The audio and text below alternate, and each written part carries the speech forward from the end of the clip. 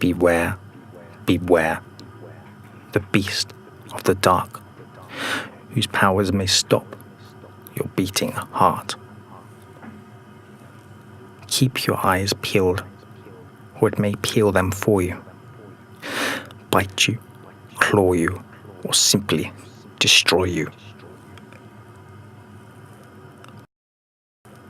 But beware, beware, the beast is deceiving with its scaled dark skin and silent, subtle breathing. It can morph into the shadows. It can smell you on the breeze.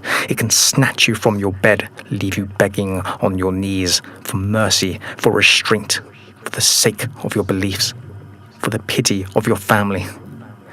Oh, how they will wallow in your grief. But beware, beware. The beast hides within you, crosses your thoughts for a moment, then watches everything you do. It will find you at your weakest. It will have you running blind.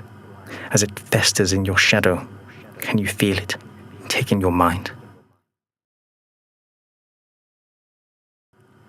Everything's gone cold. All you can see in the dark is that you in fact ripped out your own pathetic little heart.